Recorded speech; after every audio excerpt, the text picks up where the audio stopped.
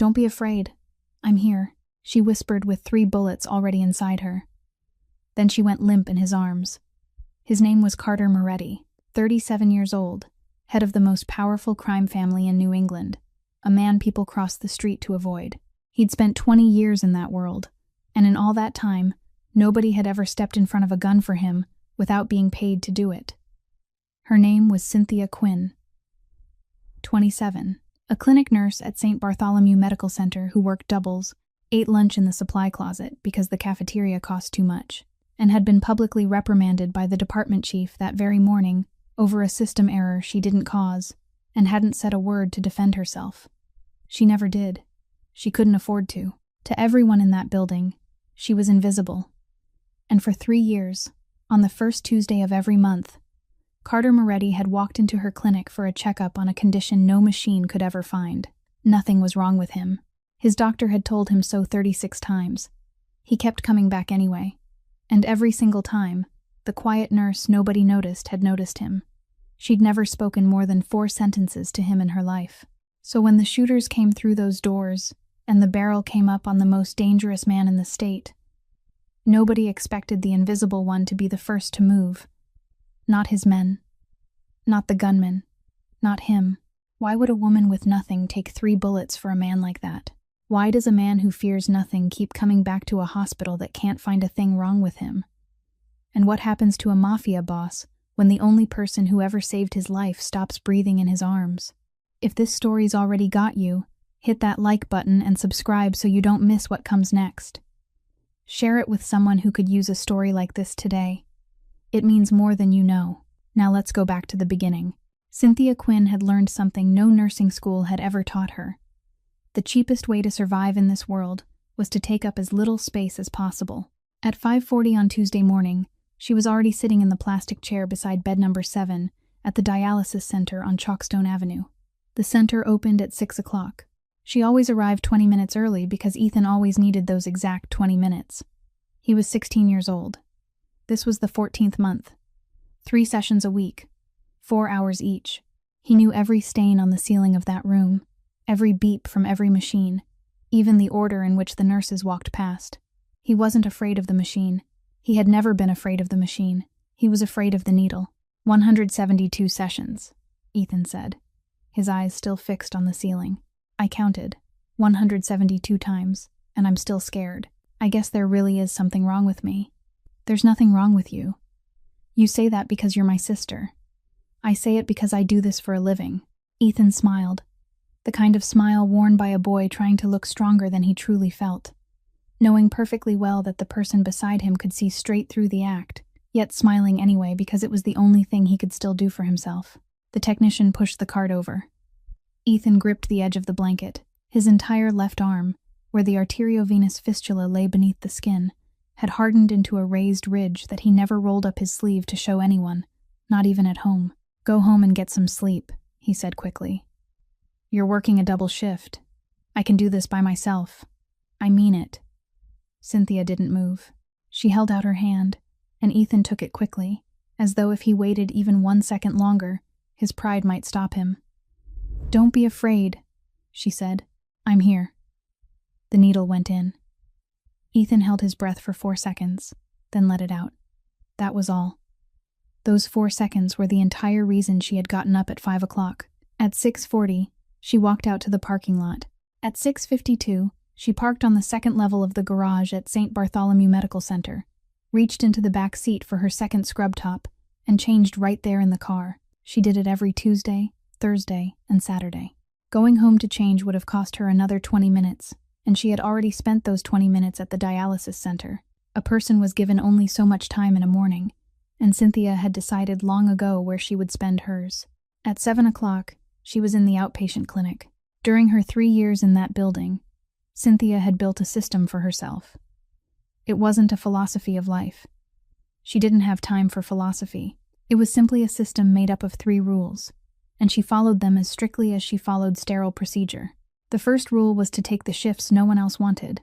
Sunday shifts, holiday shifts, other people's shifts when their children had school performances.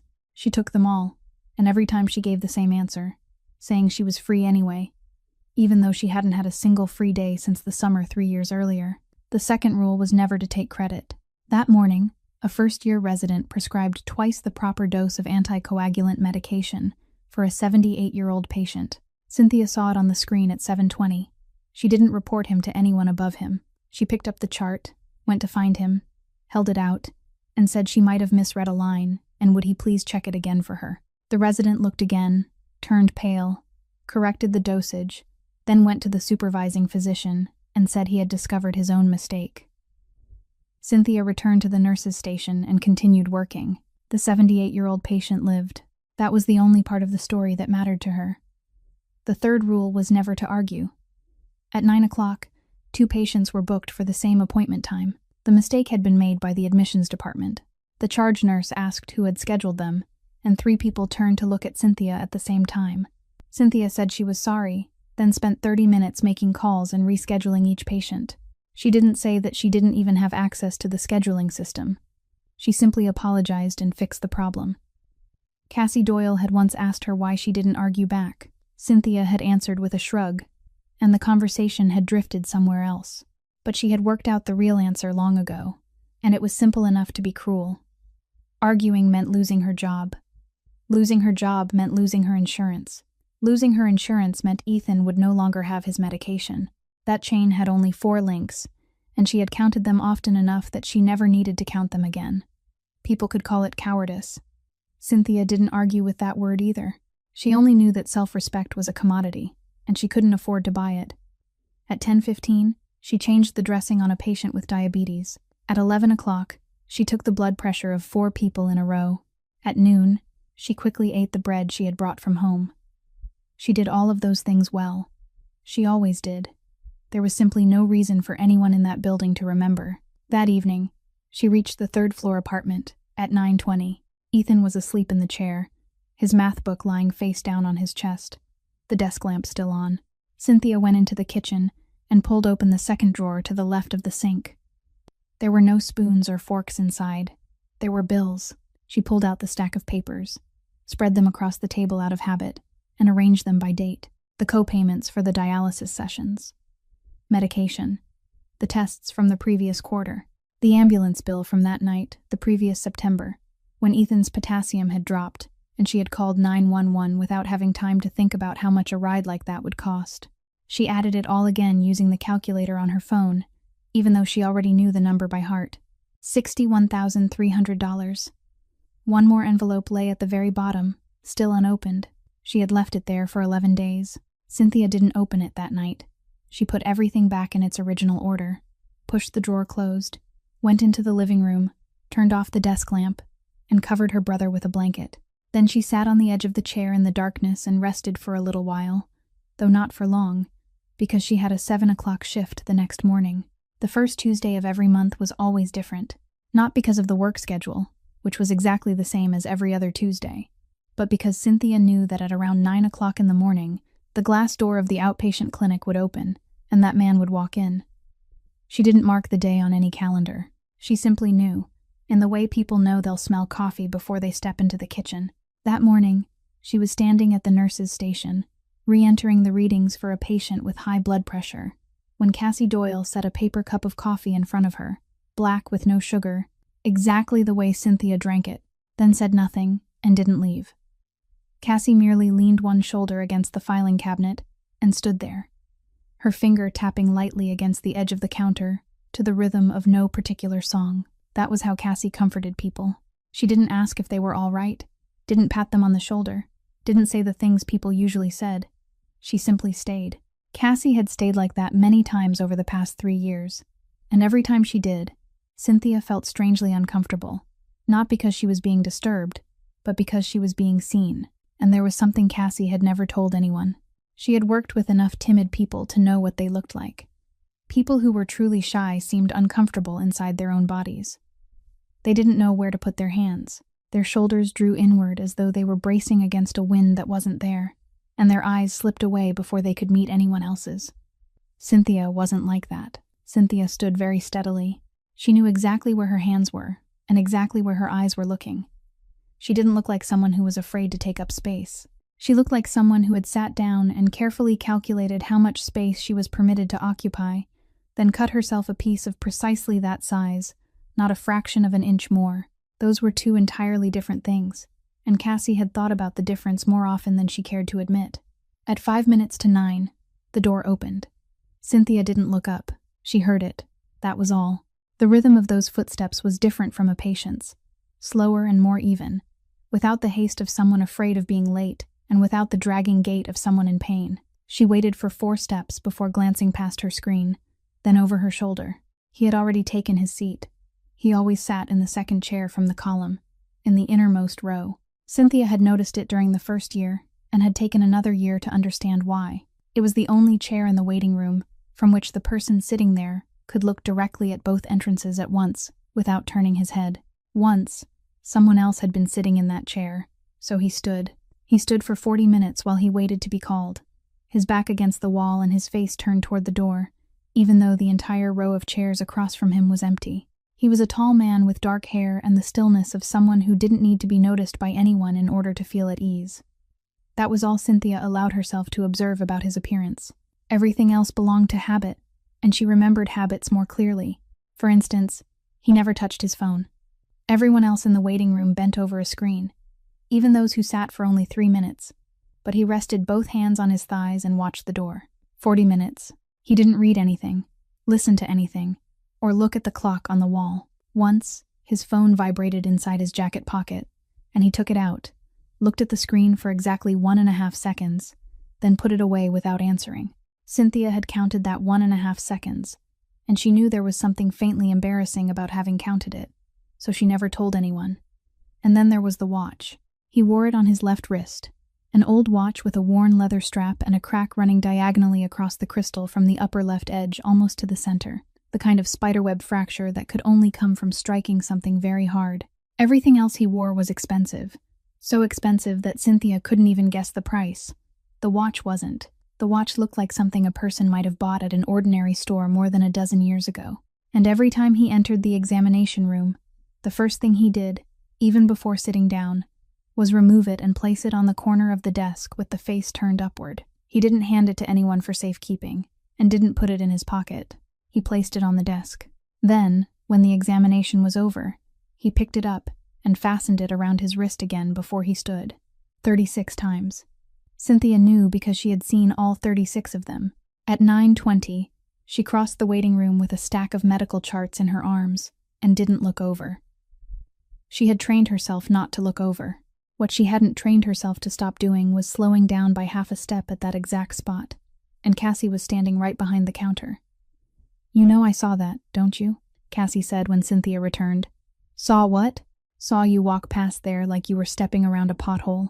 Cynthia set the stack of charts down. "I was going to get the files." "I didn't say you weren't going to get the files. I didn't look at anyone. I didn't say you looked at anyone either." Cynthia opened the chart on top and stared down at it with great concentration, even though the first page was nothing but a blank registration form. Cassie watched her for a few more seconds, then picked up her own cup of coffee and walked toward the supply room, and Cynthia heard her laughing softly halfway down the hall. She lowered her head, entered the information, and worked through the rest of the morning with the same precision and steady rhythm she brought to every day. And not one person who passed the nurse's station that morning could have guessed that the nurse sitting there had just spent 40 minutes listening for the sound of a man's footsteps beyond the door, without looking up even.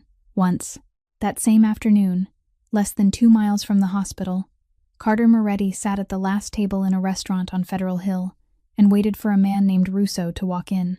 The restaurant had been closed since 3 o'clock. On the table before him lay only a thin folder and a pen. Matteo Ferraro stood in the corner of the room, 4 steps from the kitchen door, in the precise spot from which he could see both the main entrance and the hallway leading to the cold storage room. He didn't lean against the wall. In the 11 years Matteo had worked for this family, he had never leaned against a wall anywhere, and the people who had noticed eventually stopped asking why. At 3:10, Russo arrived. He was 43 years old, managed 3 restaurants in the neighborhood, and over the past 2 years, he had taken an amount of money from the books of those 3 restaurants that he had convinced himself was too small for anyone to bother noticing. He sat in the chair across from Carter. No one told him to sit. Carter said nothing for nearly 10 seconds. He simply opened the folder, turned it sideways, and pushed it across the table toward Russo. The top page was a comparison of revenue and ingredient costs over 24 months, with the discrepancies marked. The second page contained copies of 3 commercial leases, all 3 in the name of a company Russo had never heard of, and all 3 signed before he had taken the job. The third page was a transfer agreement for Russo's ownership interest in the small cafe on Atwells Avenue that he had opened the year before with that very money. Everything had already been filled in except for one signature line. Russo looked at the third page longest. "Mr. Moretti, I can explain." "I didn't ask," Carter said. His voice was no louder than that of a man ordering a meal. "I've already read it. All 24 months. You don't need to tell me what I've already read."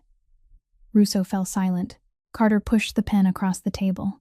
A single deliberate motion, and it stopped within easy reach of Russo's hand.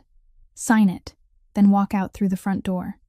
Russo looked up. For one very brief moment, he didn't understand. Then he did.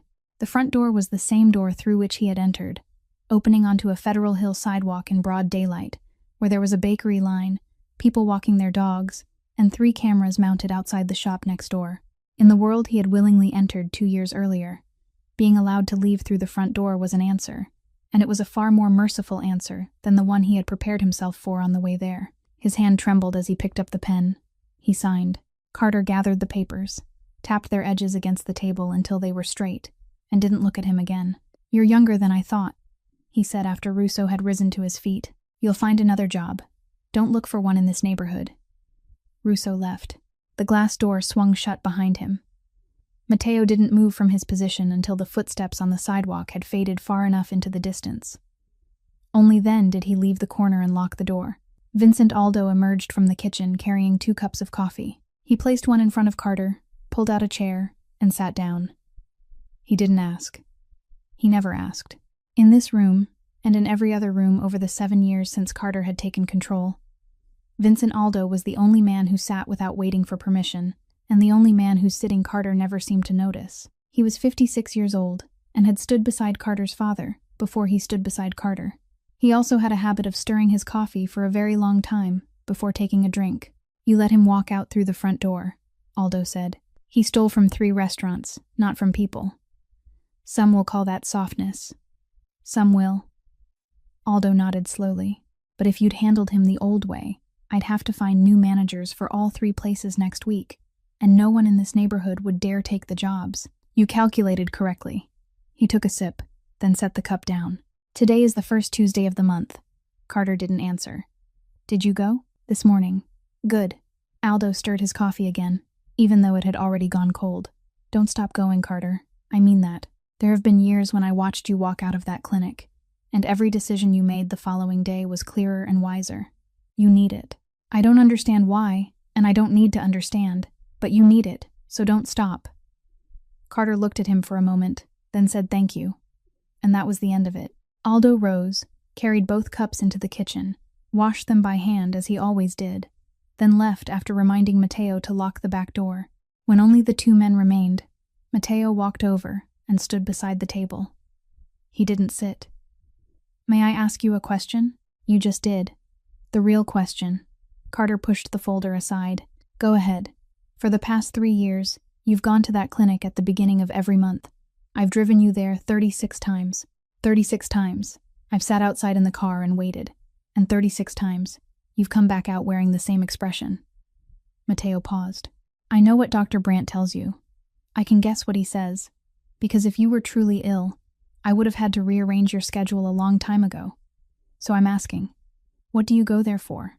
Outside, a car passed by, and then the sound faded completely. Carter picked up the leather-strapped watch from the table where he had placed it, when he sat down and fastened it around his left wrist, with a motion so familiar that he didn't need to look. He rose to his feet. "Lock the back door," he said, and walked outside. That same Tuesday morning, St. Bartholomew's electronic medical record system ran an update at midnight, and no one was notified. At 8:12 that morning, Cynthia Quinn discovered it. She was opening the prescription order for a patient with heart failure, who was 71 years old, when she saw that the unit field was blank. Not incorrect. Blank. The dosage column still showed a number, but the unit beside it had disappeared. And a number without a unit could mean milligrams, could mean milliliters, could mean anything the person reading it supplied in their own mind. She opened a second order, blank as well. A third order, for an intravenous diuretic, was blank too. Cynthia didn't call anyone. She opened the handwritten medication sheets for those 3 patients from the drawer, checked every line, wrote down the correct units.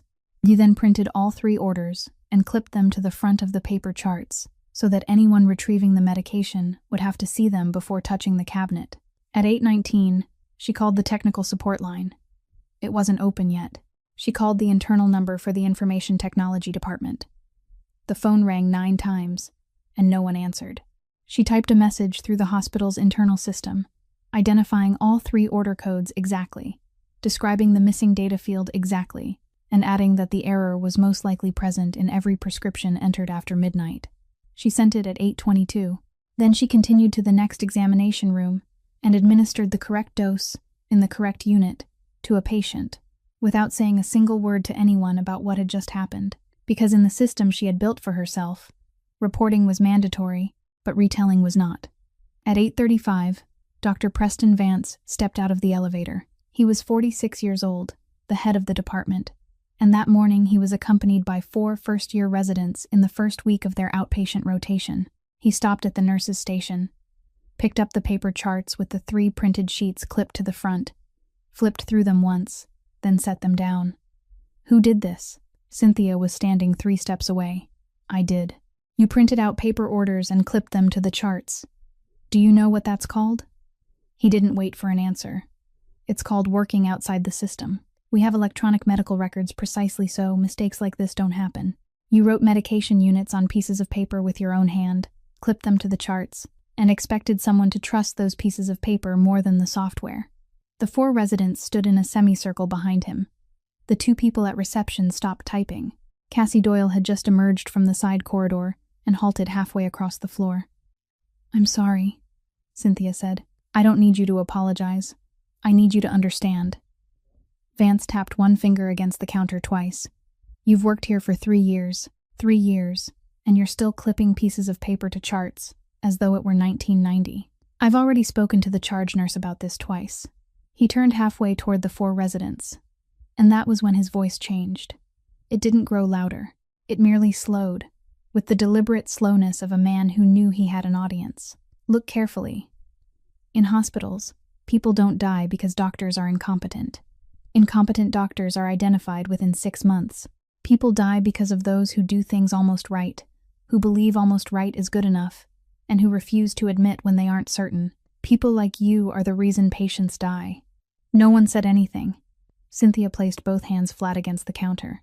Inside her mind, everything moved quickly and cleanly, following the exact order she had calculated thousands of times before. She could turn on the screen right now.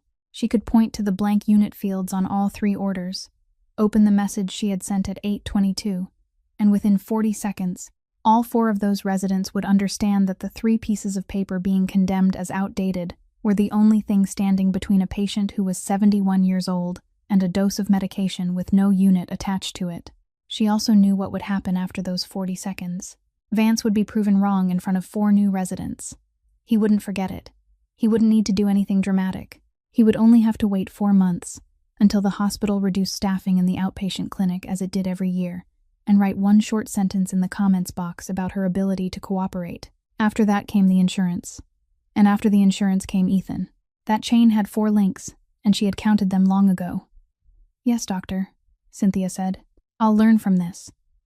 Vance gave a single nod, picked up the charts, and led the 4 residents toward examination room number 2. The 3 paper sheets remained clipped to the front. He didn't remove them. At the far end of the corridor, about 50 feet away, Matteo Ferraro stood waiting with a cup of water in his hand, because he always entered the building first and made a full circuit before Carter walked through the door. He had watched the entire exchange, and he noticed something no one else in that corridor had noticed. The nurse being reprimanded hadn't lowered her face, nor had she looked directly at the man reprimanding her. Throughout the nearly full minute she stood there, her eyes moved past his shoulder, traveled down the corridor behind him, paused very briefly at the east fire exit, then at the stairwell door, then at the space between 2 filing cabinets wide enough to conceal 1 person, and then returned. That wasn't the gaze of someone enduring humiliation. It was the gaze of someone counting. Matteo knew that habit. He had it himself, and he had never been able to turn it off. He said nothing to anyone. He simply memorized her face, then walked outside to wait for the car. A few minutes later, Cassie passed the nurse's station, set a cup of coffee down in front of Cynthia, and didn't say a word. At 9:10, Carter Moretti sat down on the edge of the examination table in room number 4 and did the thing he always did first. He removed the leather-strapped watch from his left wrist and placed it on the corner of the desk. Its face turned upward. Dr. Julian Brandt pulled the electrocardiogram machine closer, attached 10 electrodes, pressed the button, and for 60 seconds, the only sound in the room was paper feeding through the machine. Brandt was 36, 1 year younger than Carter.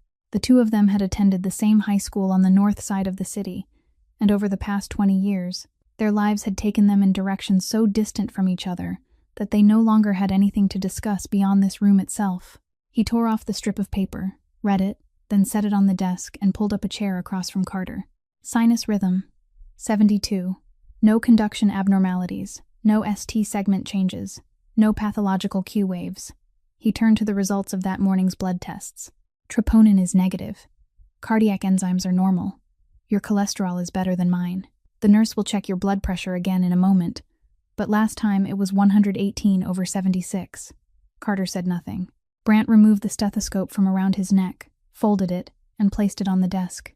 It was the gesture he made when he stopped being a doctor. 36 times. Carter, I've had you undergo electrocardiograms, echocardiograms, 24-hour Holter monitoring, stress tests, and a contrast coronary angiogram 14 months ago. I've looked. I looked harder than I needed to because you're my friend and because you pay me to look. He paused. There's nothing wrong with your heart. There never has been. Carter lowered his eyes to the corner of the desk where the watch lay. The crack in its crystal caught the overhead light and became a thin, bright line running diagonally from the upper left edge almost to the center. He stared at it longer than anyone would stare at a watch simply to check the time. Then why does it still hurt? Brandt didn't answer. He opened his mouth, then stopped. He reached for the medical chart, opened it, then closed it again without writing a word. They both knew the answer. They had both known it for 3 years, and in the 36 times they had sat in this room, neither of them had ever spoken it aloud, because speaking it aloud meant giving it a name, and once it had a name, something else would have to happen afterward, something neither of them was ready for. I'll have the nurse come in and check your blood pressure again, Brandt said, rising to his feet. Cynthia was standing at the nurse's station when she saw the light for examination room number 4 come on. She checked the monitor, replaced the cuff, and walked down the corridor. When she reached the door, she stopped for half a second, not to prepare herself, but merely to give something inside her chest time to settle. Then she knocked twice and stepped inside. He was sitting on the edge of the examination table, his left sleeve already rolled up. No one had told him to roll it up. He had done this 36 times before. I'm going to take your blood pressure, Cynthia said, and she heard that her voice sounded normal and felt relieved because of it. She wrapped the cuff around his arm. Her fingertips touched his skin for about a second as she smoothed the edge of the cuff, and her hand trembled. Not much, just enough for her to know. She hated that her hand had trembled. In 3 years of working in the outpatient clinic, her hands had never shaken once, not even that morning, 3 weeks earlier when she had stood at the nurse's station with both palms pressed flat against the wooden counter while an entire corridor watched. She squeezed the rubber bulb, watched the needle, released the pressure slowly, and read the measurement. 120/74. She removed the cuff and began rolling it up, and that was when he spoke. What's your name? Cynthia's hand stopped. In 3 years, they had been in the same room 36 times. She had taken his blood pressure, handed him his test forms, and directed him to the blood draw room on the first floor. Not once had he looked directly into her eyes, not because he looked down on her, but because that was how he existed in every room. His eyes passed over people to find the exits behind them. Now he was looking straight into her eyes, and Cynthia realized that she had never known what color his eyes were. Cynthia, she said. Cynthia Quinn. He gave the faintest nod. Then he repeated it once, without asking a question or adding anything more. Cynthia. That was all. He reached for the watch on the corner of the desk, fastened it around his left wrist with a motion so practiced that he didn't need to look, and stood. Cynthia finished rolling the cuff, wrote the number on the form, thanked him, and stepped into the corridor. She walked 4 steps, then stopped. She leaned back against the wall between the doors of examination rooms 4 and 5, directly beneath the sign pointing toward the X-ray department. 3 seconds. She counted 3 seconds, the way she counted everything else in her life. Then she straightened, clipped the form to the medical chart, and continued toward the nurse's station, where 2 patients were waiting. A telephone was ringing, and a long Tuesday morning still stretched ahead of her. Inside the room, Brant looked at the door that had just closed, then turned toward Carter and said nothing. At 2:14 in the afternoon, Cynthia was pushing a dressing cart through the outpatient lobby when she saw the man in the technician's uniform. He was walking against the flow. That was the first thing. At this hour, the entire lobby moved in one direction, from the reception desk toward the row of examination rooms. But he was going the other way, slowly, without urgency, carrying nothing in his hands. A technician walking through a hospital always carried something. The second thing was his neck. He wasn't looking at the patients. He raised his eyes to the southwest corner of the ceiling, where the camera was mounted, held them there for half a second, then lowered them and let them slide toward the fire exit at the end of the corridor, before lifting them again to the eastern corner of the ceiling. He was measuring.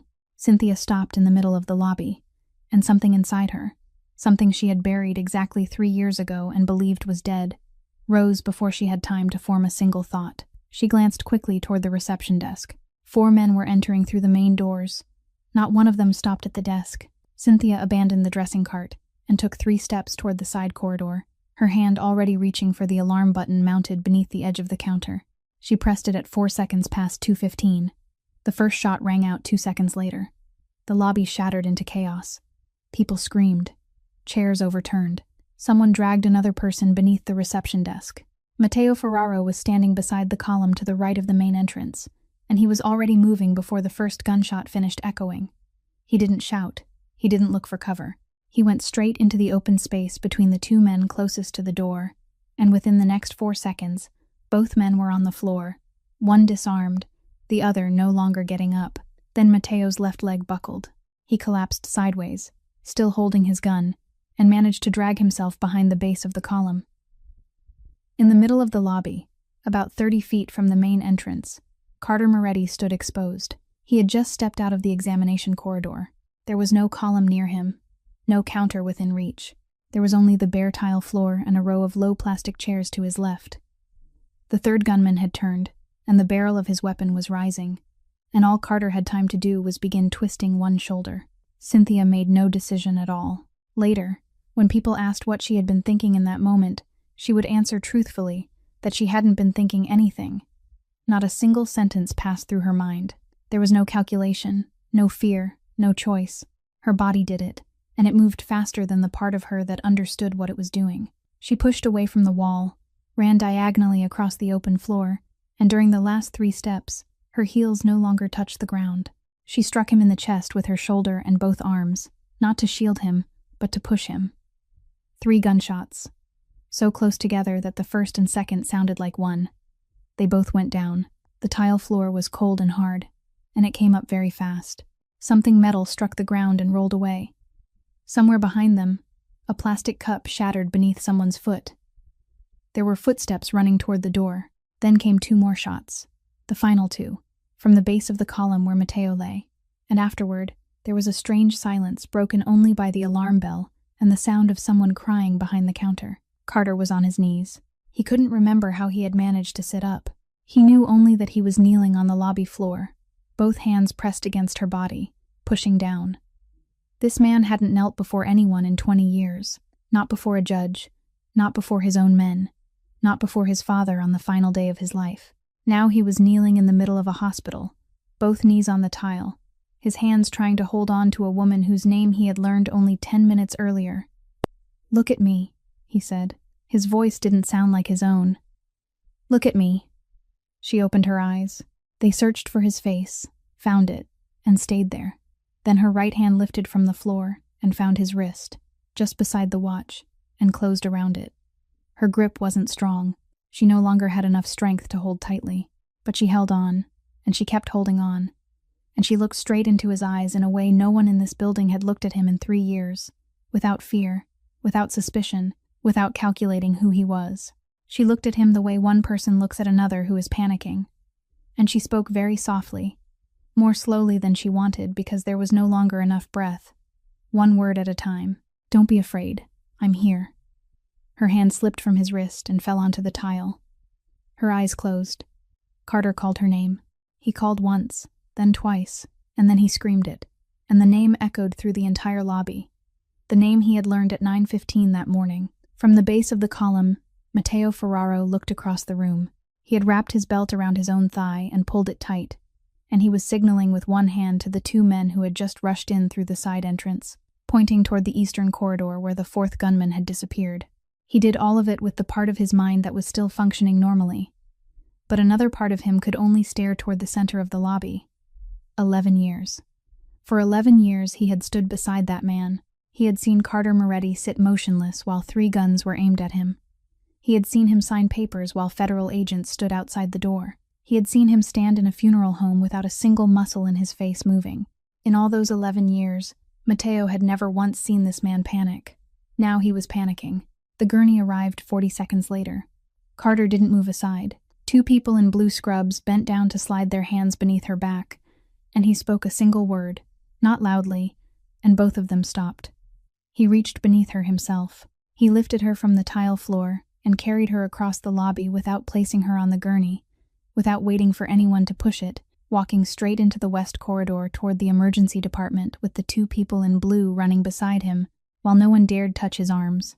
Brandt came rushing out of the stairwell, his stethoscope still around his neck, took one look, then pulled out his phone and called directly to the 3rd floor. He spoke 3 sentences into it. "Operating room 2. Prepare blood. Get the trauma surgeon down here now." Someone stopped Carter at the entrance to the preoperative unit, and Brandt was the one who reached out to take her from him.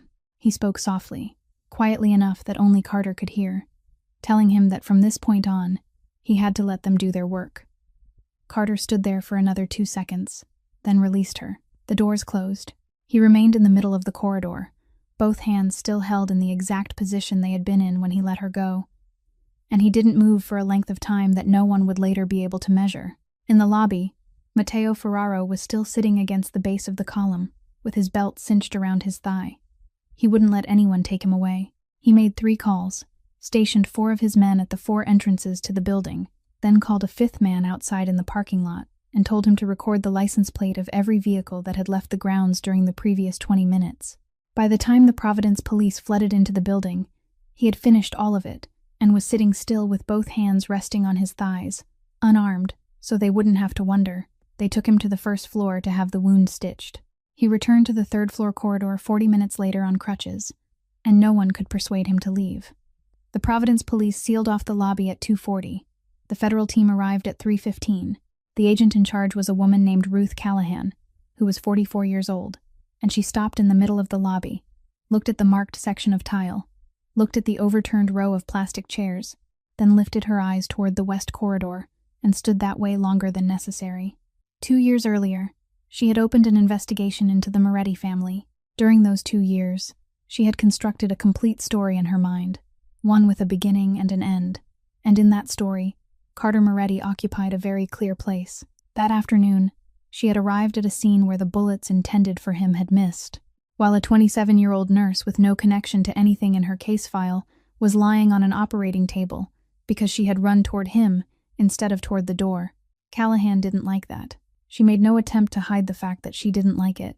When she reached the 3rd floor and saw Carter standing in the corridor, she told him plainly that she needed his statement that day, that she had read enough about him to know he wouldn't give her anything, and that she would ask anyway because it was her job. Carter answered 4 questions, precisely and briefly, describing exactly what he had seen without adding a single word. Then he fell silent. Callahan closed her notebook. She studied him for another moment, then turned away. And before descending the stairs, she told one of the 2 agents accompanying her, without lowering her voice, that this case was nothing like anything she had prepared for. The surgery lasted 6 hours. During those 6 hours, Carter Moretti didn't sit down once. There were 14 chairs in the 3rd floor corridor. He stood about 13 feet from the operating room door, facing it, his arms hanging straight at his sides, and he remained that way from 3 in the afternoon until 9 that night. Someone brought him coffee, but he didn't take it. Someone brought him food, but he didn't look at it. His driver came upstairs and asked whether he should call a lawyer, and Carter shook his head once. Twice, the operating room doors opened so bags of blood could be carried inside, and both times he took half a step forward before stopping himself. At around 7 that evening, a nurse walking past started to place a hand on his arm to ask if he was all right, but Mateo stepped between them in time and shook his head at her. Not because Carter was dangerous, only because Mateo knew. At the other end of the corridor, Dr. Preston Vance stood beside the stairwell door. He had gone up there at 4 and hadn't come back down. He didn't approach. He didn't speak to anyone. In 20 years of practicing medicine, Preston Vance had never stood in a hospital corridor without having something to say. And that night, he stood there for 5 hours without saying a single word. At 9:12 that evening, the operating room doors opened. The trauma surgeon came out first, with Brandt behind him. They delivered the news in the order such news was always given. The patient was alive. Her vital signs were stable. The first bullet had passed through the soft tissue beneath her collarbone without striking a major blood vessel. The second had penetrated her abdomen, and they had repaired the damage during the operation. Then the surgeon paused before speaking about the third bullet. The third bullet had entered her left shoulder and damaged the brachial plexus. They had done everything they could do that night. The rest would require time. Perhaps 3 months, perhaps 6, perhaps longer. She might regain some function. She might not. Brandt delivered the final sentence more slowly than the others, and he spoke to Carter, not to anyone else in the corridor. He told him that if the strength and steadiness didn't return to her left hand, she would no longer be able to perform clinical work. Carter didn't ask him to repeat it. He said nothing at all. He merely turned his face toward the door that had just closed, and he remained standing. Cynthia regained consciousness at around 4 o'clock on the afternoon of the third day. Cassie Doyle was sitting in the chair beside her bed, and Cassie was the first person she saw. Cynthia opened her mouth and tried once, but no sound came out. Then she tried again. "Is the man from room 4 all right?" Cassie sprang to her feet. She stood there with both hands raised halfway, not knowing what to do with them, and then her eyes turned red. She looked away, and she began to cry, the way someone cries after holding everything in for 3 days, only to be broken open by one absurd question. It took her a while before she could speak. "You just spent 6 hours on an operating table. You just woke up, and the first thing you ask is whether he's all right." Cynthia didn't understand why that had made her friend cry. "He's fine," Cassie said, wiping her face with the sleeve of her shirt. "Not a scratch on him." "Cynthia, do you know who he is?" Cynthia shook her head very slightly, because that was all she could manage. "Carter Moretti." Cassie said the name and stopped, as though waiting for it to finish the rest of the work on its own. "This entire city knows that name. My father worked in Federal Hill for 20 years, and even he knew that name. The Moretti family. Cynthia, do you understand? For 3 years, you've been taking the blood pressure of the man who runs all of New England, and you never knew." Cynthia stared up at the ceiling. She thought about the second chair from the column, the only chair with a clear view of both entrances at once. She thought about the way he never touched his phone. She thought about how she'd had 3 years to understand, how she had seen every piece without ever putting them together because she had never allowed herself to.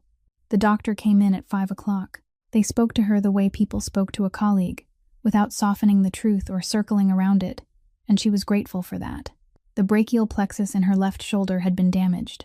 The surgery had repaired what needed to be addressed immediately.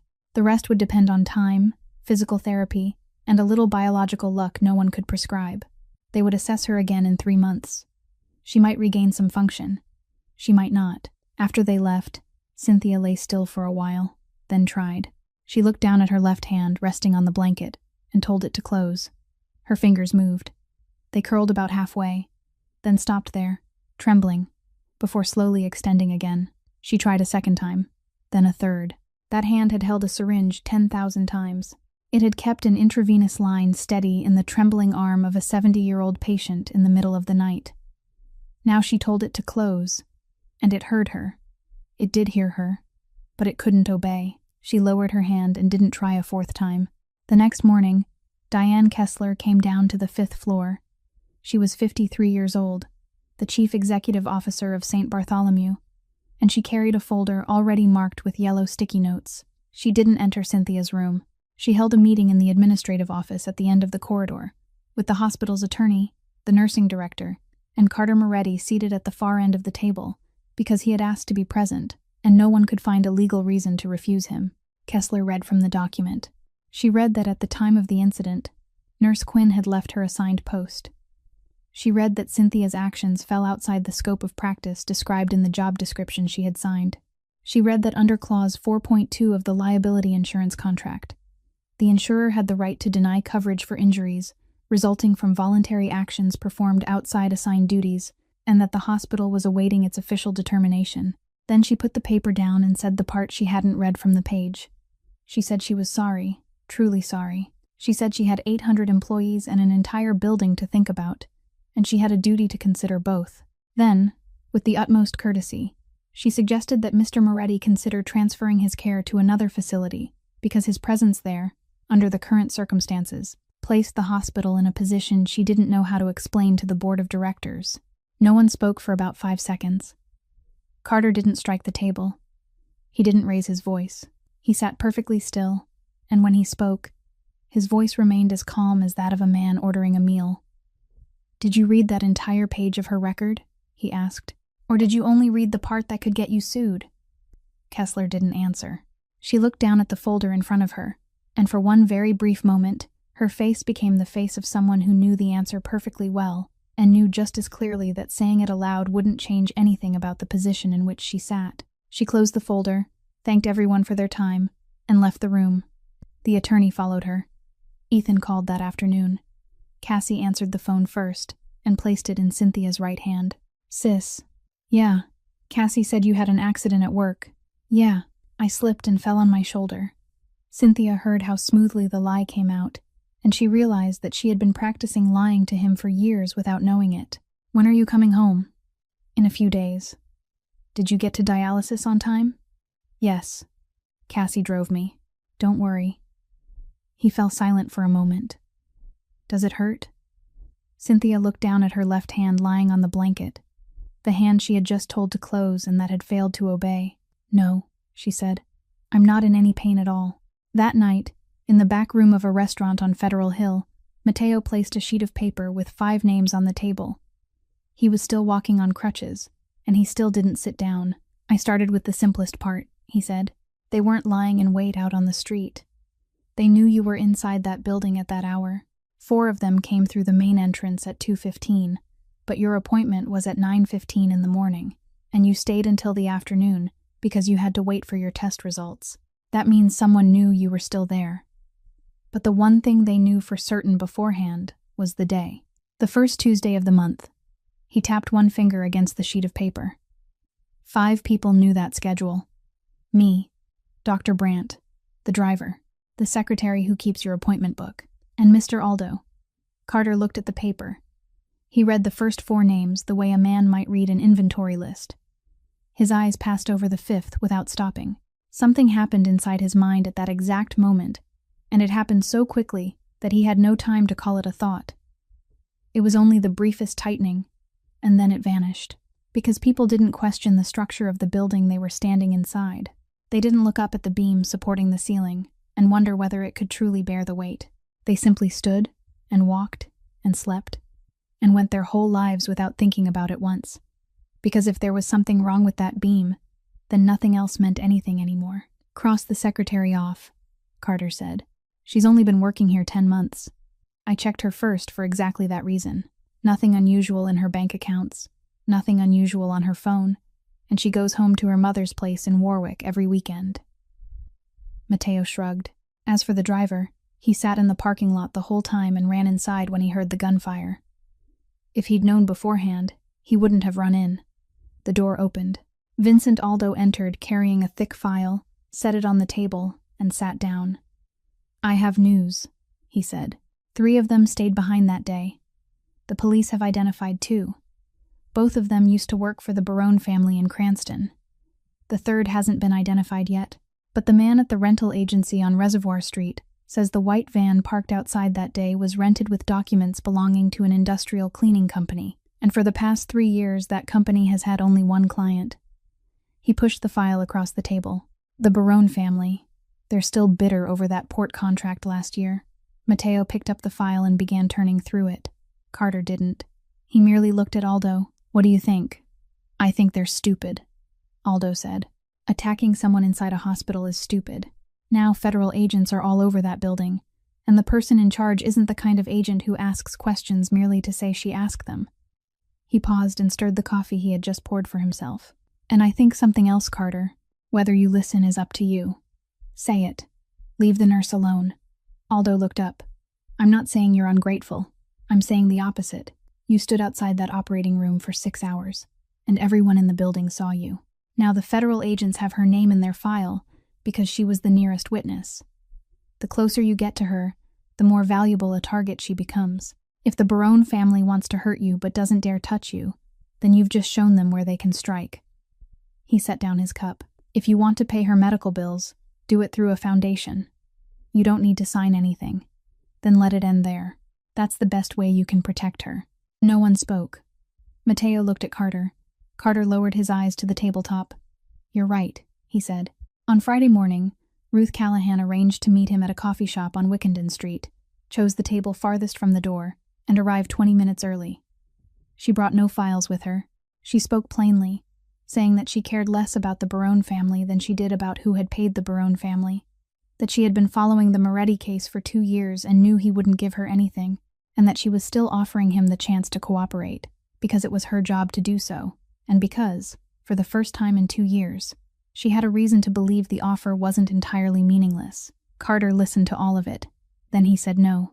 There was no malice in the word. It was almost polite, the kind of refusal given by a man who had refused the same thing so many times that he no longer felt any need to explain. Callahan nodded, finished her coffee, and stood. She slipped the strap of her bag over her shoulder, then stopped beside the table. Mr. Moretti, I'm going to ask you one question. You don't have to answer me.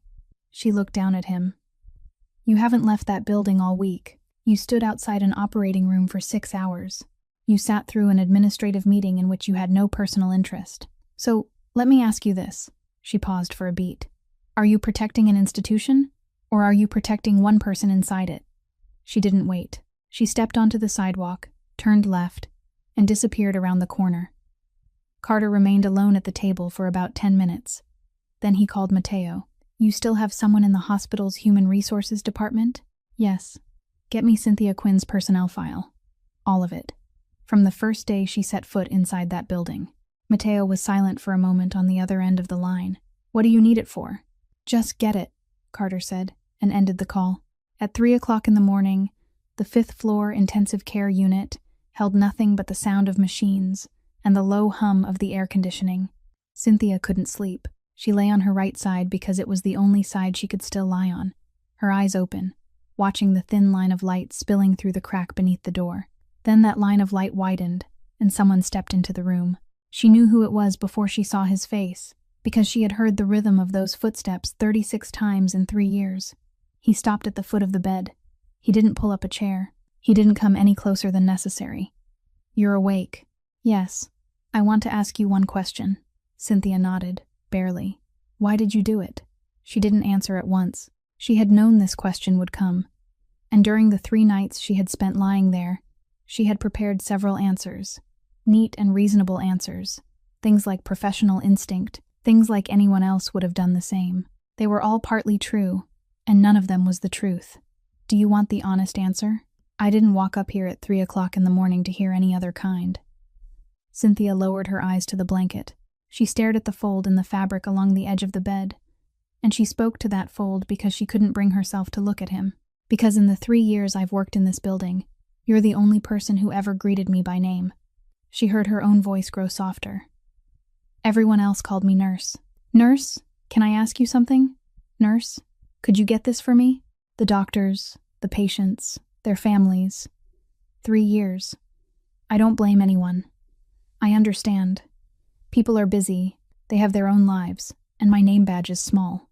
She paused for a moment. But you asked me my name, then you called me Cynthia. only once. That morning, she fell silent. The entire room was silent. Carter Moretti had sat in hundreds of rooms, and in nearly all of them, he was the one who decided when the conversation began and when it ended. He knew how to make silence do his work for him. He knew how to answer a question by not answering it at all. In 20 years, no one had ever said anything to him for which he didn't already have the next words prepared. Now he stood at the foot of her bed, and he had nothing. He opened his mouth, but no words came out. He thought about that morning. The morning when he had asked her name without knowing why he was asking, after Brandt had set the stethoscope down on the desk and told him the same thing he had heard 36 times before.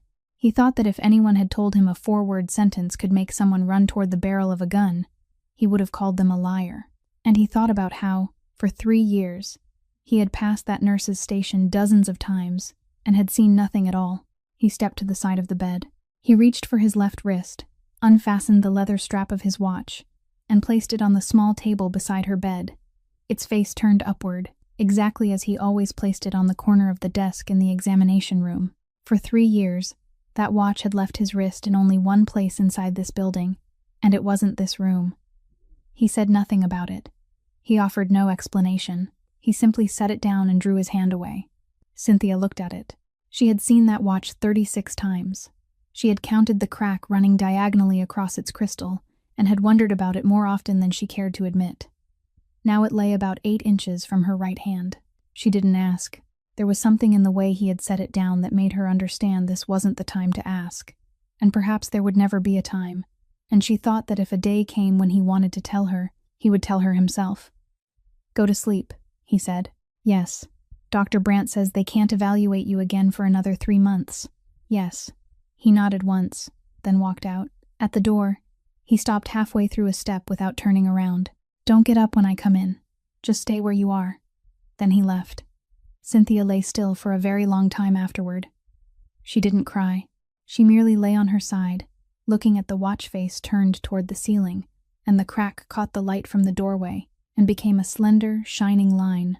She thought about how, for 3 years, she had taught herself that no one remembering her name was normal, that it was simply the price she had to pay for a quiet life, and she had believed it. She had believed it so completely that she had never once opened the thought and examined it again. Now one person had called her by the right name a single time, and only then did she understand how desperately hungry she had been for that one small thing. Outside, about 13 feet from the door to her room, Dr. Preston Vance stood in the corridor. His night shift had just ended, and he had already passed this room 3 times. This time, he slowed down. He looked through the small pane of glass in the door, looked at the nameplate fixed to the doorframe, and stood there with one hand resting on the handle. He remained that way longer than he intended. Then he lowered his hand, turned away, and walked toward the elevator. He didn't go inside. He still didn't know what he would say if he did. Cynthia was discharged on the 9th day. 2 days later, at around 7 o'clock in the evening, someone knocked on the door of the 3rd-floor apartment. She went to the door and unlocked it with her right hand, and Carter Moretti was standing alone in the hallway. Matteo wasn't with him. No one was waiting at the foot of the stairs. He hadn't brought anything. "May I come in?" She stepped aside. Ethan was sitting at the dining table with his math notebook open, and the boy looked up at the stranger, then at his sister, then back at the stranger. "Hello, sir." "Hello. Are you a friend of my sister's?" Cynthia opened her mouth to say something, but Carter answered first. "I'm a patient at the hospital where your sister works." "Oh." Ethan nodded thoughtfully. "So you're one of the people whose blood pressure she checks?" "Yes. She's really good at it. She practices on my arm all the time." He held out his left arm, then pulled it back at once, the reflex of someone who had momentarily forgotten he was hiding something. Carter didn't look at the arm. He looked at the boy's face. "How old are you?" 16, sir. Almost 17. Ethan closed his notebook. "Please, sit down. Cynthia, do we have any coffee?" "That's not necessary," Carter said, but he sat down. He took the chair across from the boy and placed both hands on the table in the same way he sat in every room, while Ethan simply kept talking, naturally and easily, in the way of a child who had gone too long without anyone new to talk to. "What did you go in for, sir?" "My heart." "Is it serious?" "They tell me there's nothing wrong with me." "Oh." Ethan laughed. And you still go in to get checked? Yes. Then you're the opposite of me. The boy rested his chin on his hand. I'm sick every month. And every month I have to sit there and listen to people tell me all over again that I'm sick. It gets really tiring, sir. The part I'm most afraid of is when they put the needle in. They've done it more than 170 times, and I'm still afraid. I told my sister there must be something broken inside me. Carter said nothing, but she says there isn't. Ethan shrugged. She tells me that if I'm afraid, I can be afraid, but I mustn't run away. Being afraid is all right. Running away is the part that isn't. A brief silence followed. Carter lowered his eyes to the tabletop. During the past week, he had listened to many people say many things. Lawyers, federal agents, hospital administrators, and not one sentence had touched him. That one did. It had been spoken by a 16-year-old boy while closing a math notebook, and it went straight into the place Carter had allowed no one to enter for 3 years. Ethan, Cynthia said, go to your room and finish your homework. The boy picked up his notebook, stood, said goodbye, and went into his room. The door closed. Cynthia sat down in the chair he had just left. Say whatever you came here to say. Carter spoke plainly. He said he'd had someone review every record of Ethan's medical expenses, and that he would pay them all. Not part of them, but every one of them. The old bills, the expenses still to come, and every co-payment the insurance wouldn't cover. He said he knew someone on the board of a transplant center in Boston, and there were legitimate ways to have a case reviewed sooner, to have its priority score reassessed, to have it moved ahead of other cases. He spoke briefly, making no unnecessary promises, in the voice of a man presenting a plan that had already been calculated down to the last detail. Cynthia listened to all of it. Then she said no. You haven't thought about it. I've been thinking about it for 3 years, she said. Every sentence you just said is one I've already said to myself. Every time I pull open the drawer with all those bills, I think about it again. You're not the first person to offer me a way out. Your way is simply wider. She placed her right hand on the table. Your money, I know where it comes from. You don't need to argue with me. I'm not judging you. I'm only saying that I know. If I accept it, then every pill that boy takes for the rest of his life will carry something of that origin inside it. He'll grow up, and one day he'll ask me, and I'll have to answer. You don't have to tell him. That's exactly what I can't do. Carter was silent. And as for the list, Cynthia said, do you know what that list is? It isn't a line of people standing around for no reason. It's a real line, and there are 16-year-old children in it who are exactly like my brother, and 12-year-old children, and 40-year-old people who have been waiting for 5 years. No one in that line has money, and no one in that line knows anyone who sits on a board. She looked directly at him. If you move Ethan ahead of them, another kidney doesn't simply fall out of the sky. It means someone ahead of him gets pushed behind him. I don't know that person's name, and I never will, and that is exactly why I can't do it. Neither of them spoke for a while. Think about it, she said, rising to her feet. I took bullets for you. I won't sell you my brother. Carter stood as well. He didn't argue. He didn't say another word. He merely nodded once, very slowly, then walked out the door and descended 3 flights of stairs. The car was parked half a block away. He climbed inside, closed the door, and sat there. The driver glanced at him once in the mirror, then looked away. In 20 years, Carter Moretti had been told no many times. He had been refused by people with lawyers, money, guns, and powerful names to protect. He had always known how to handle those refusals because every person sitting across from him had something to lose. And whenever people had something to lose, there was always a price. Tonight, a woman who had nothing in her hands, no job, no insurance, $61,000 in debt sitting in a kitchen drawer, and one hand that could no longer close, had just told him no, and there was absolutely nothing he could do about it. He sat in the car for a very long time before telling the driver to go. 2 days later, Mateo placed a sheaf of papers clipped inside a blue folder on the table. Her personnel file, from her very first day. He remained standing for another moment. Start on page 4. Carter opened it. The first page contained what he had already guessed. Cynthia Quinn, born in November. She had earned her bachelor's degree in nursing at 22 from a nursing school in Newport, graduating with honors and making the department's honor roll 2 years in a row. Her Rhode Island nursing license had been issued that same year. It had never been suspended, and no complaint had ever been filed against her. Page 4 was her position assignment record, and there, Carter found a line he had to read twice. From August of the year she turned 22 until June. 3 years later, Cynthia Quinn hadn't worked in the outpatient clinic. She had been a night shift trauma nurse in the emergency department on the first floor of this very building. Carter turned the page. Her first-year performance evaluation rated her outstanding, with special recognition for her ability to manage multiple trauma cases and maintain the proper order of priority when several patients arrived at once. In her second year, she had been nominated for the department's rapid response team. There was a handwritten note from the chief nursing officer, stating that if she wanted it, she could be sitting in my chair within 5 years. Then Carter turned to the next page, and everything stopped. It was a request for reassignment.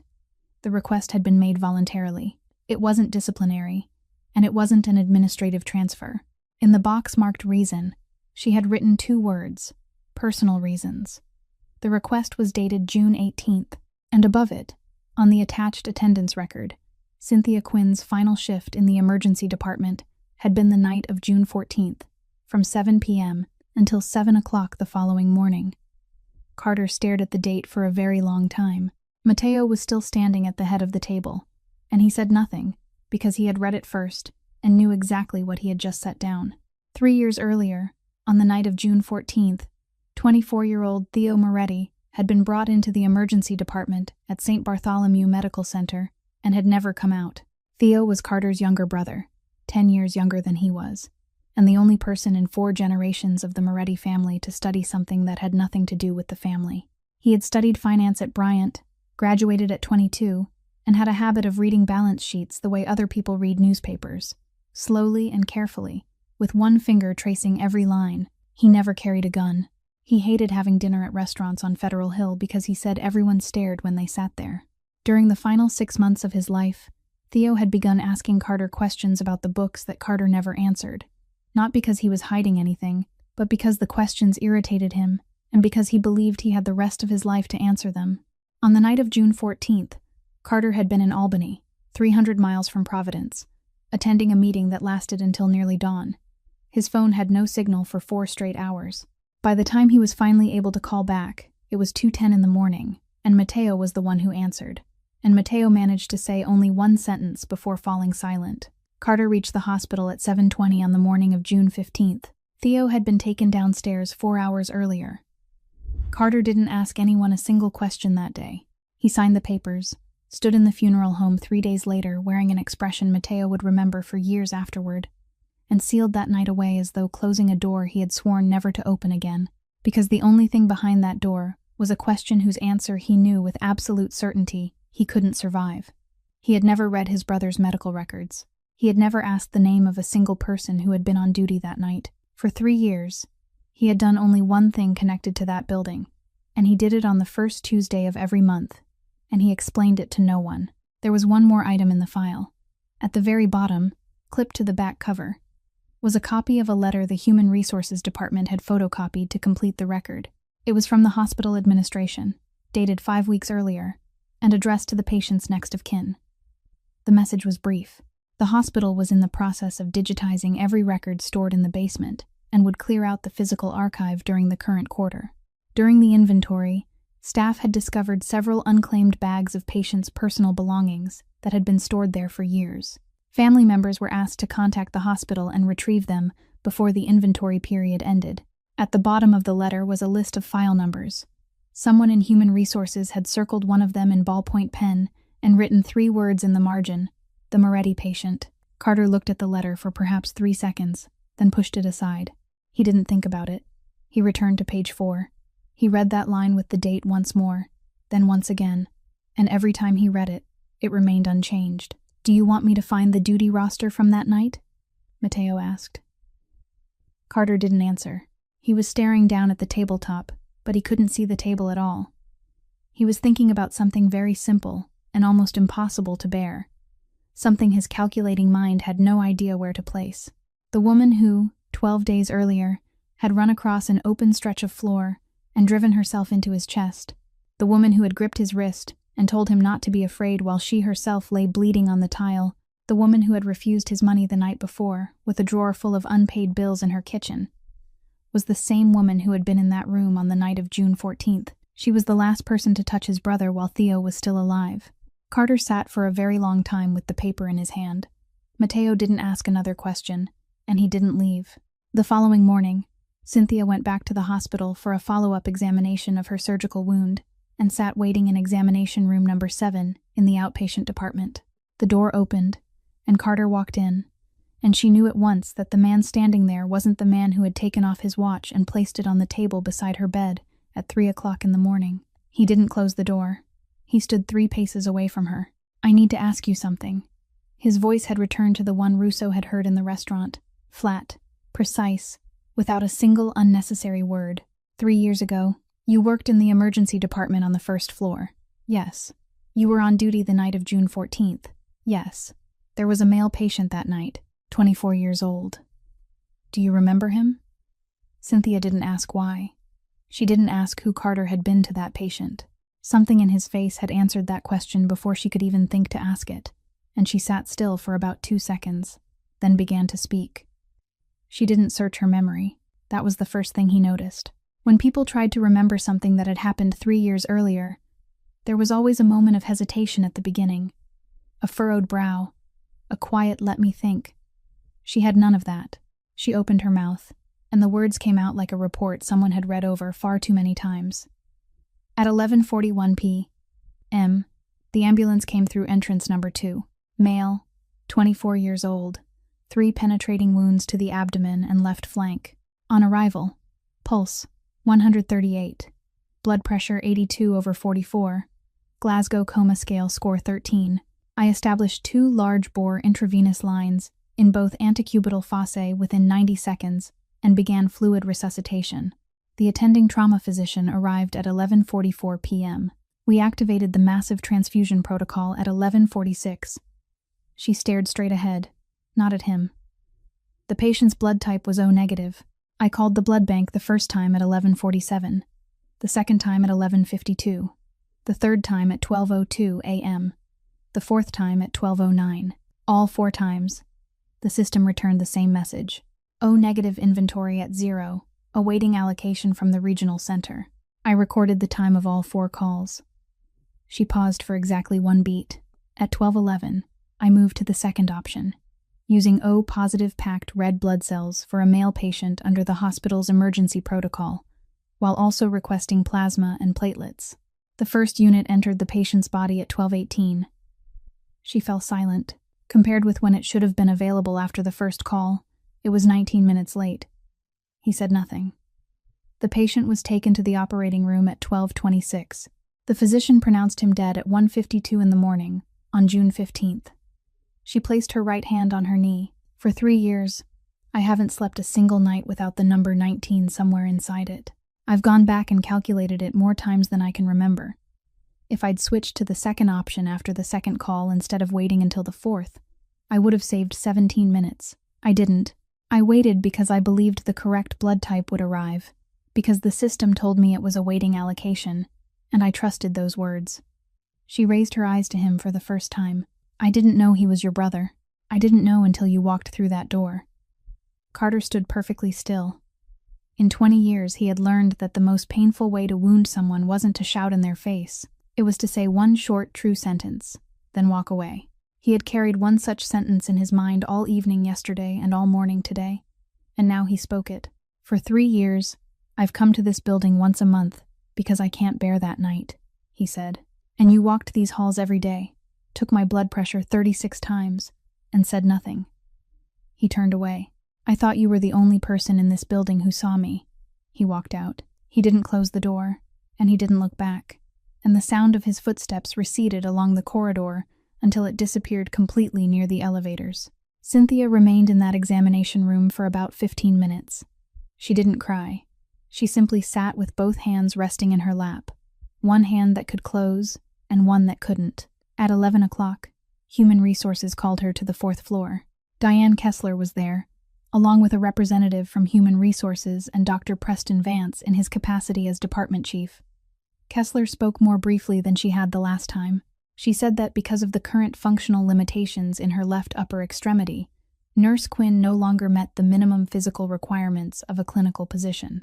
She said the hospital would place her on unpaid medical leave for an initial period of 90 days and would review her status after the neurological assessment results became available. She said her employee group health insurance would end 30 days from today, that she had the right to continue the coverage at her own expense, and that Human Resources would mail her a statement showing the monthly cost of that option. Cynthia knew what the number would be.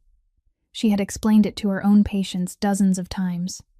She thanked them, signed where they pointed, and walked out. Vance sat at the far end of the table throughout the meeting and didn't say a single word. The night before, he had read both of her performance evaluations from the past 2 years, including the handwritten line from the chief nursing officer. He sat there staring down at the papers before him, hearing his own voice from several weeks earlier echo inside his head, the sentence he had spoken at the nurses' station, in front of 4 people who were new to the profession. In 20 years of practicing medicine, this was the first time Preston Vance had felt ashamed. He still said nothing. At 7 o'clock that evening, Cynthia opened the medicine cabinet at home and counted. Ethan had enough medication left for 4 days. 6 days later, at around 6 o'clock in the evening, Cynthia was home alone. Ethan was at the dialysis center on Chalkstone Street, and Cassie had driven him there, so neither of them would be back before 9. Cynthia was standing in the kitchen when she heard the elevator doors open in the hallway outside, but no one stepped out. That was the first thing. The elevator in this building made a very distinctive sound when its doors closed, and they hadn't closed. She stood perfectly still. The second thing was the footsteps. 2 people, walking slowly, and they stopped in the middle of the hallway instead of going directly to any door. The kind of pause people made when they were reading apartment numbers. Cynthia didn't run to the balcony.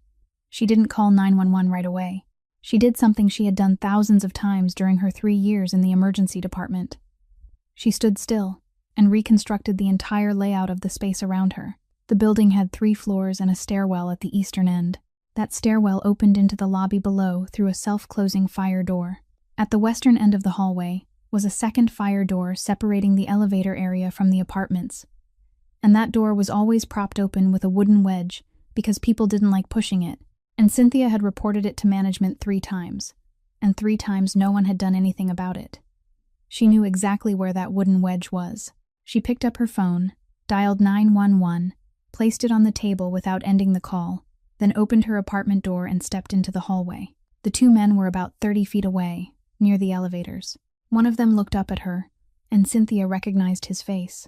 She had looked directly at it from 13 feet away in the outpatient lobby at 2:15 in the afternoon, before everything broke loose, and she was the only person in that building who had looked straight at that face and survived. She understood at once why they had come. She didn't retreat into the apartment. If she did, she would be trapped inside a box with only one way out. Instead, she went in the opposite direction, toward the east, moving quickly but not running for the first 10 steps because, if she ran, they would run too. By the time their strides lengthened, she was 13 feet from the stairwell. She kicked the wooden wedge away from the bottom of the eastern fire door with the toe of her shoe, and the heavy door slammed shut behind her with the dry snap of the latch. On the other side, there was no handle. The door could only be opened from the hallway with a push bar, and that bar was on her side. She heard them hit the door. Once, then twice. She didn't go down. That was the second thing she did right. If she went down, she would emerge into the lobby, and the lobby had only one door leading to the street, and all they had to do was circle around by the elevators to reach it before she did. She went up.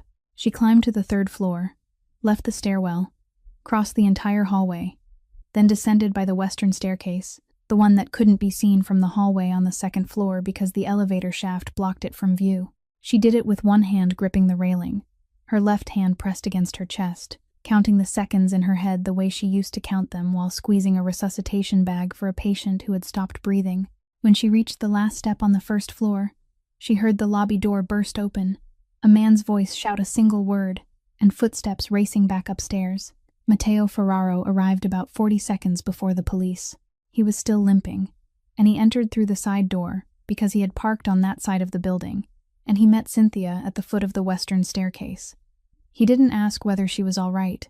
He simply reached out, pushed her behind him, and planted himself in the narrow space between the 2 walls. And he remained there until blue and red lights swept across the glass doors of the lobby. The two men fled through the rear exit. The police caught one of them in an empty lot 3 blocks away 9 minutes later. At 10 o'clock that night, in the back room of the restaurant, Matteo set his phone on the table. "They weren't looking for you," he said. This time, they were looking for her. She's the only person who got a clear look at the first man's face.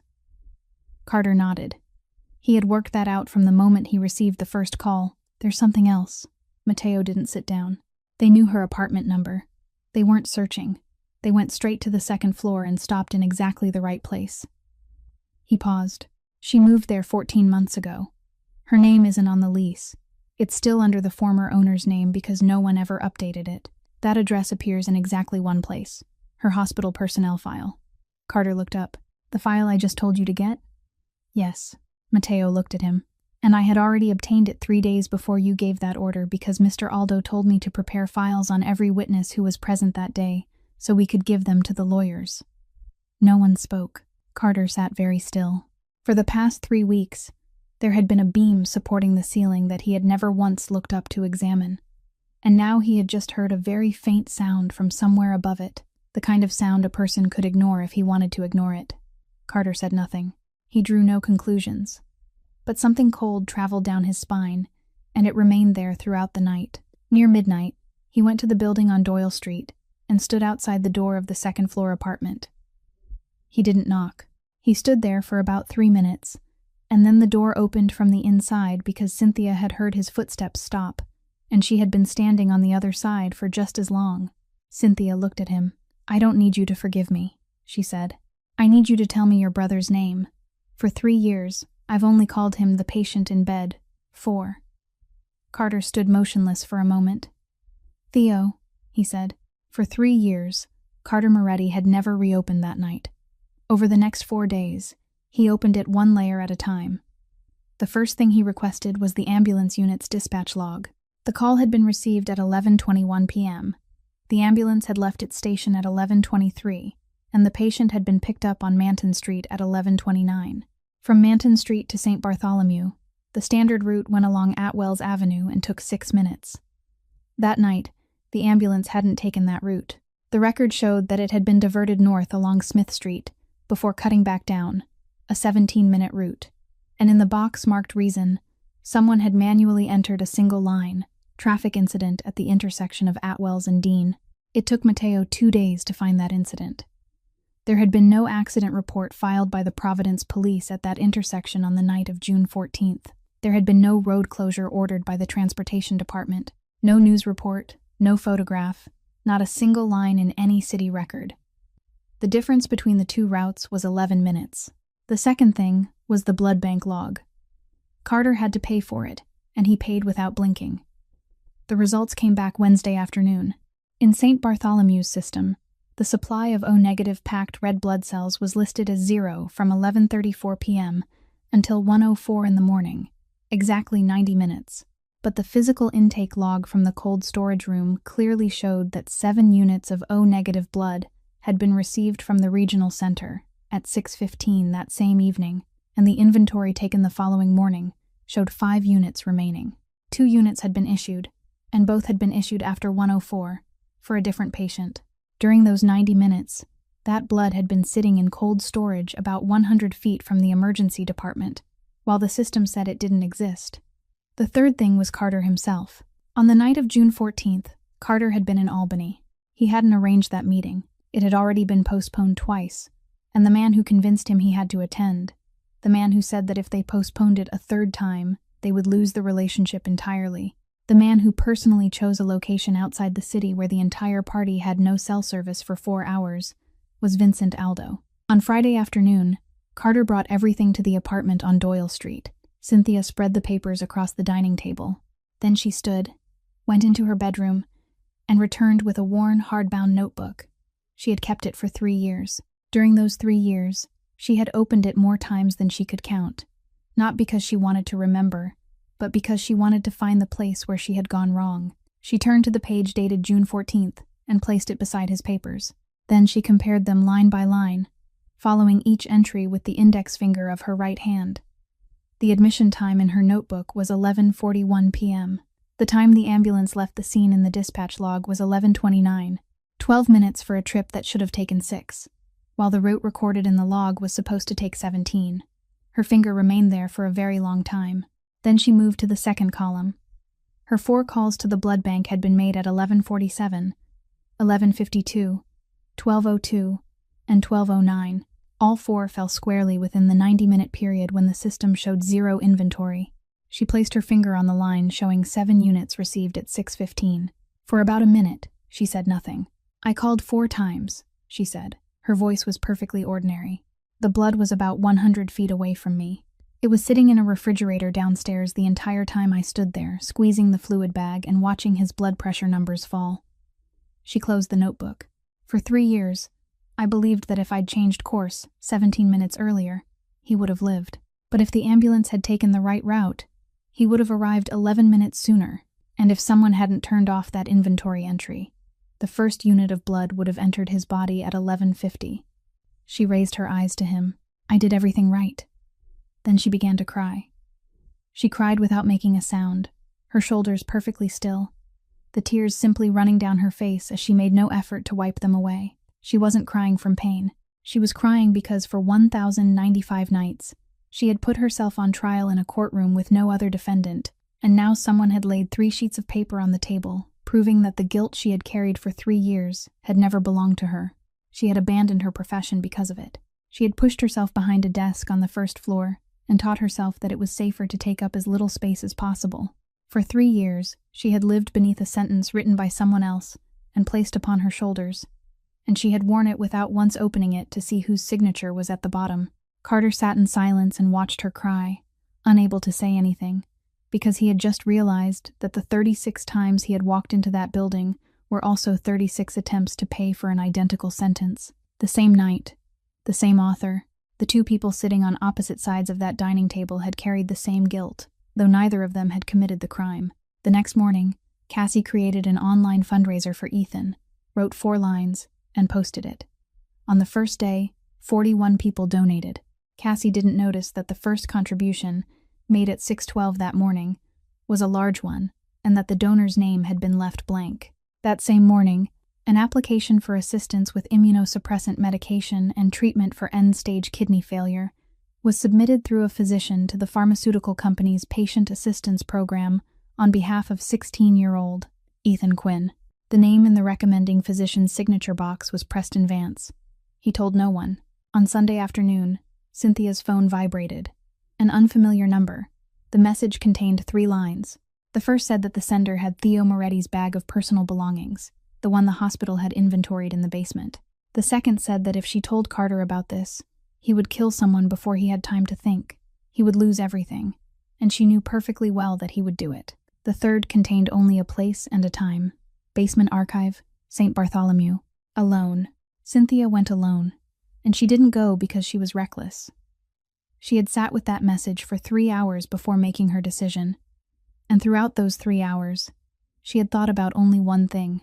Whoever sent it knew exactly what Carter Moretti would do if he read it. He would go down there, and he wouldn't bring a lawyer, and after tonight, one person would be dead, and another would lose everything he had left. She had seen his face as he sat at her dining table staring at those 3 sheets of paper. She knew, so she didn't tell him. She arrived 40 minutes early. Her employee badge would remain active for another 11 days. She took the stairs down to the basement, and before she went to the place named in the message, she did 2 things. The first took 15 seconds. In the archive area, an emergency communication panel was mounted on a support column, the kind with a button that had to be held down while speaking, designed so warehouse employees could call the duty station when something went wrong. Cynthia switched the button to the open position and held it there with a binder clip. From that second on, every sound in the archive area was carried through the ceiling speakers on the 3 floors above and fed into the audio storage server of the duty system, which the hospital kept running 24 hours a day, and no one had ever listened to again. The second thing took longer. 3 years earlier, St. Bartholomew had held a voluntary 2-day fire and explosion response course, outside regular working hours and without pay. The entire emergency department had registered 4 people. 3 had dropped out, and only 1 had completed both days and passed the final examination. During that course, they had been taught how to activate the local smoke containment system manually from the control cabinet and the order in which the fire doors would close when the command was programmed by zone. Cynthia opened the control cabinet at the end of the shelving aisle and finished programming it at 9:22. Vincent Aldo arrived at 9:30. He came alone. He placed a clear plastic bag bearing a hospital label and a case number on the inventory table, and inside it were a wallet, a ring of keys, and a small black notebook. "You're early," he said. "So are you." "I'm always early." He pulled out a chair and sat down, and he sat the way a man sat in his own conference room. "You didn't tell him. Good. I gambled on that, and I won." He tapped one finger against the plastic bag. "Do you know what's in this notebook?" "No."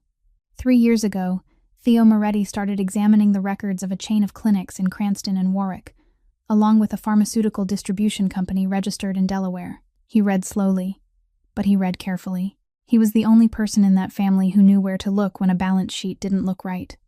Aldo spoke calmly, neither quickly nor slowly.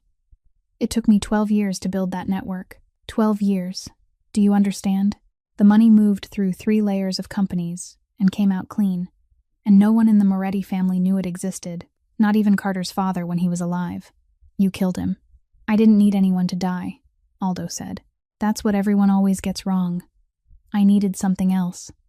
He straightened the plastic bag on the table. "If Carter dies, the entire family breaks apart. 3 factions go to war. The federal authorities move in, and I lose everything. I don't need Carter dead. I need a Carter burdened with guilt." He looked up. "You've watched him for 3 years. You tell me, what does a man do when he believes he let his younger brother die because he wasn't there? He doesn't examine the books. He doesn't ask why one number looks the way it does. He's afraid to look closely at anything connected to what happened 3 years ago. And he needs someone sitting beside him to lean on. And I was that person. And not once in 3 years did he suspect me." Cynthia stood motionless. "You were the one who told him to keep coming for his monthly appointments." "I advised him not to stop, and I meant it sincerely because I believed in it." Aldo shrugged. "Once every month, he walked into the very building where his brother died, sat in a room, and walked back out with that wound still open. No doctor could heal it, and I needed it to remain unhealed. 36 months, 36 times. And what happened 15 months ago? The hospital sent a letter to the next of kin. Warehouse inventory, archive liquidation, an invitation to collect the patient's personal belongings." He touched the plastic bag. "This sat down here for 3 years, and it should have stayed down here for another 30. When I learned that he was about to be asked to come down and sign for it, I had to make a choice. I hired the Barone family. They were cheap, and they had reasons of their own, so no one asked questions." He looked at her. "Then you ran outside. I hadn't accounted for you. You were the only variable in the entire plan. Then you sent men to my home. You looked one of them directly in the face." Aldo said it in exactly the same voice he had used for everything before. "To it. Miss Quinn, I don't hate you. I didn't hate Theo either. I'm in the business of calculation, and this is how I calculate. Theo was an expense. You're an expense. Carter is an asset, and an asset must be kept in the condition that allows it to remain profitable." He stood. "Now I need this notebook to disappear, and I need you to understand that after tonight, you won't say anything to anyone." Cynthia stepped back exactly 2 paces until she was beside the column holding the communication panel. "I understand now," she said. "And so do all 3 floors above your head." Aldo looked up at the button being held open by the binder clip. For about a second and a half, his expression didn't change. Then, he took 1 step toward her, and Cynthia raised her right hand to the control cabinet at the end of the shelving aisle and pulled the lever. The zone alarm sounded twice. Then the Western Archive fire door slammed down, followed by the connecting corridor door, and then the stairwell door, in exactly the order she had programmed, and Vincent Aldo was left standing between 2 layers of steel doors inside a chamber, about 13 feet wide, with no way out. Cynthia never touched him once. She simply understood that building better than he did. Carter arrived in the basement 14 minutes after the duty station called. He stopped about 10 feet away and looked at the man who had sat beside him for 7 years. Matteo stood behind him, having decided before he even reached the bottom of the stairs that no matter what Carter did, he wouldn't stop him. 4 generations of the Moretti family had known only one way to end something like this. Cynthia stood at the head of the shelving aisle. She didn't move any closer. She only spoke very softly. If you do this, he wins. He spent 3 years turning you into a man who would be willing to do it. Don't give him the thing he spent 3 years creating. The room remained silent for a very long time. Aldo sat in the chair and didn't beg. Then Carter took one step back, pulled out his phone, and called Ruth Callahan. I'm in the basement of St. Bartholomew. Come here. When they led Aldo past him, the older man paused for half a step. Theo would still be alive if you'd come home on time that night. 3 years earlier, those words would have destroyed him. Now he knew who had written them and why they had been written, so he didn't answer. 4 days later, Dr. Preston Vance stood in the exact place where he had stood that morning, in the middle of the nurses' station, waiting until shift change, when nearly everyone who had been present the first time was there again. He said he had looked at 3 paper forms and decided within 4 seconds that he knew what kind of person had printed them. He had mistaken silence for incompetence, and that mistake belonged to him and no one else. He apologized without adding the word but. Cassie stood at the far end of the counter, and it was only then that she revealed what she had just discovered while completing Ethan's paperwork. The physician who had submitted the request to enroll the boy in the pharmaceutical company's medication assistance program several weeks earlier was Dr. Vance himself. He hadn't told anyone. An apology is a starting point, Cynthia said. I'll watch to see how far you go from here. Diane Kessler was suspended and placed under investigation because she had received 3 reports about failures in the building's access control system over the course of 2 years, and had filed all 3 away. She hadn't embezzled a single dollar. She had simply feared responsibility more than she feared the consequences, and now she had to answer for that order of priorities. As for Carter Moretti, he paid a price no one in the city believed he would ever be willing to pay. He signed a cooperation agreement with federal authorities, disclosed the entire money laundering network, and surrendered 12 years of records. Most of what 4 generations of the Moretti family had built was seized. He kept 3 restaurants and a transportation company that had always been clean, then used what remained to establish a foundation in Theo Moretti's name. Cynthia refused every sum set aside specifically for her. Her left hand still couldn't hold a syringe steady, but she could teach, and that year she created an emergency response training program for all of St. Bartholomew.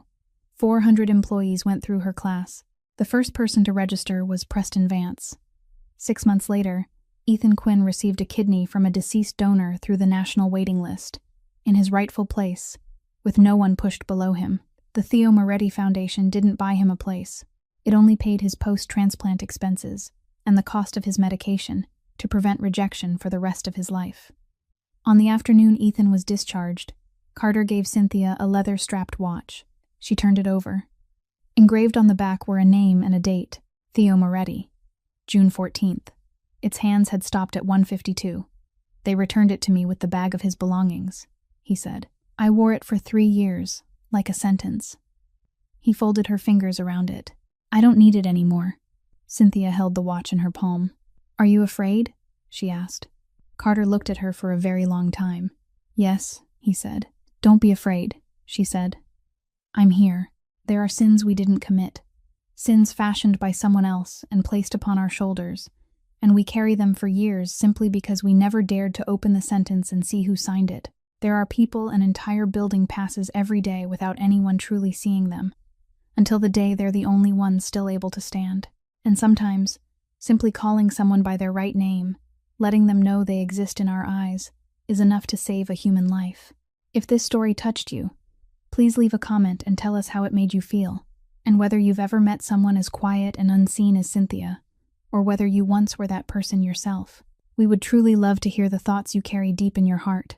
Please don't forget to subscribe to the channel, like this video, and share it with the people you love, so that each day we can listen to more meaningful stories together. We wish everyone watching this video abundant health and a life filled with joy, peace, and serenity every day. Goodbye, and we'll see you again in the next video.